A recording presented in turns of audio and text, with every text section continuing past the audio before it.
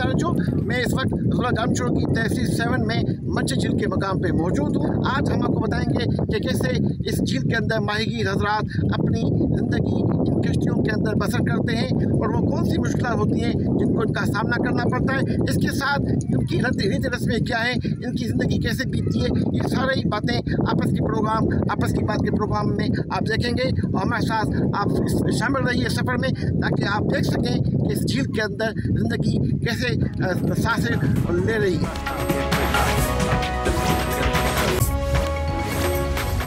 जी बिल्कुल, इस वक्त मैं मंच झील के सतह आप में मौजूद हूँ और इस झील को मंच झील को ये एजाज़ हासिल है कि ये एशिया में सबसे बड़ी झील है, बल्कि इसके साथ माजी में तो इस झील को ये एजाज़ भी रहा है कि ये मीठे पानी की झील होती थी। जब से ये पानी आलूदा हुआ है तो मंच झील में जो अभी ज़िंदगी है, ना सिर्फ उसको बल्कि इंसानी ज़िंदगी को भी एक किस्म का खतरा लाक हो चुका है।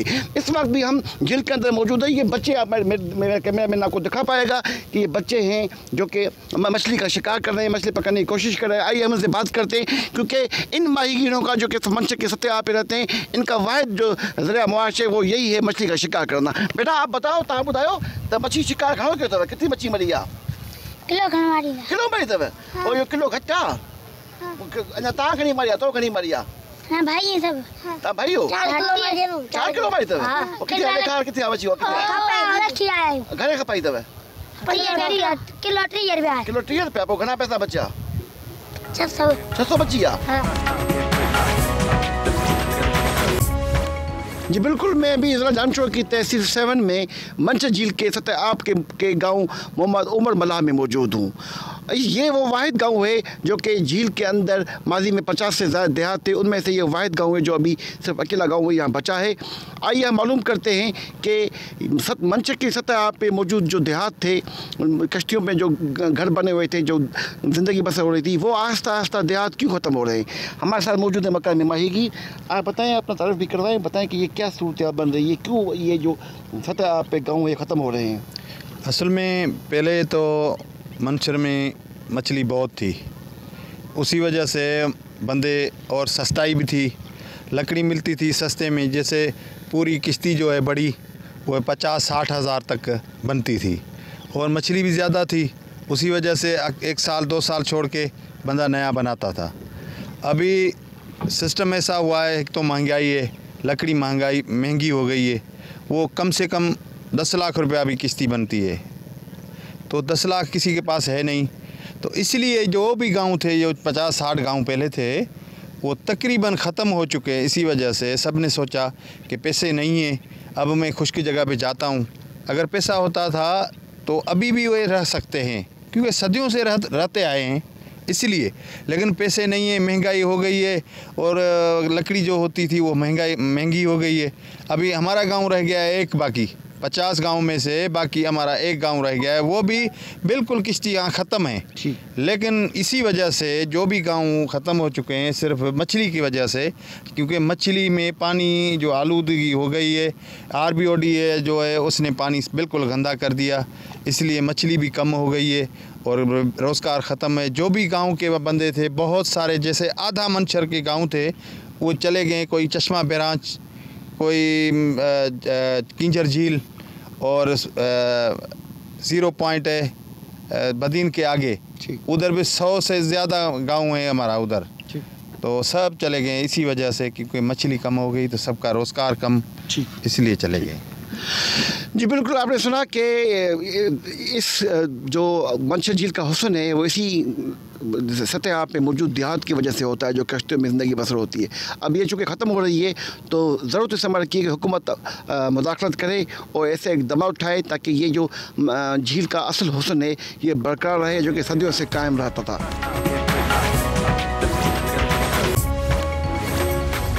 जी हम अभी मंच झील के अंदर जो सतह आप पे मौजूद गांव उमर मल्लाह है, वहाँ के एक कश्ती में मौजूद हैं। और इस कश्ती की खसूसियत इस वाले से भी है कि ये कश्ती ख़ास बैचलर नौजवानों के लिए बनाई गई है, जो कि बैचलर होते हैं नौजवान, वो पढ़ने जाते हैं तो यहीं पे आके ही इनकी क़याम रहायशगाह होती है। और यही कश्ती है जहाँ पे ना सिर्फ इनका वाशरूम भी बना हुआ होता है। वाशरूम क्या होता है? ये ओपन फ़िज़ा का वाशरूम होता है।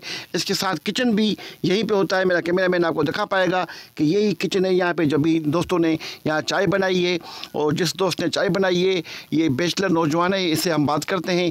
क्या नाम है बेटा आपका? अलावा साहब। यहाँ पे कैसे आप बैचलरों की ये कश्ती बनी हुई है, नौजवान लड़के हैं, रहते हो, खाना पकाना सारा सिस्टम आप खुद लोग करते हो? जी जी, जैसा कि आपने अभी देखा, हमने चाय यहाँ पर तैयार की, तो रात को भी हम ऐसे ही कहते हैं, जब आपस में बैठे हुए होते हैं गपशप भी कर दे जाते हैं, और जब फुर्सत होती है तो चाय भी बना लेते हैं, और फिर सारी ख़वातीन हमारा यही है, सिस्टम यही है, यही चूल्हा है, यहाँ पर खाना पकाते हैं, और जो भी है हर चीज़ यहीं बनती है, चाय भी है यहीं बनती है। अच्छा, ये सलेमानी चाय आपने क्यों बनाई है? क्योंकि यहाँ पर दूध लाना बहुत मुश्किल है, हमारा गाँव शहर से काफ़ी दूर है, तो दूध यहाँ पर अक्सर कम होता है, तो फिर सलेमानी बना देते हैं। सपोज करें आप जाएं हिफाजती पुश्तों पे जाएं, जी जी, ये सतह आप क्रॉस करके पानी क्रॉस कश्ती में दूध लाने के लिए, तो कितना खर्चा होता है, कितना वक्त तलब होता है?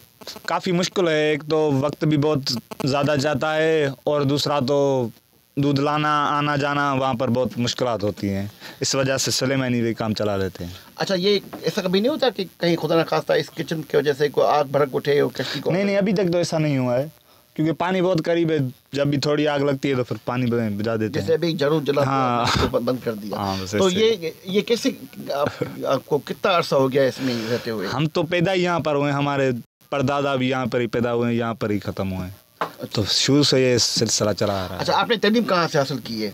तालीम हमने आर्मी स्कूल से हासिल की है, 7 से। कितने दर्जा पास है आप? इंटर पास हैं। तो अब क्या मुस्तकबिल है?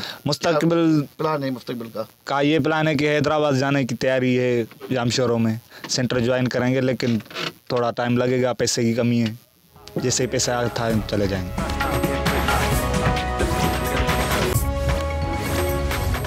मैं जिस कश्ती में मौजूद हूँ ये मोहम्मद यूसुफ मलाह की कश्ती है, जिस पर उसका ख़ानदान आबाद है।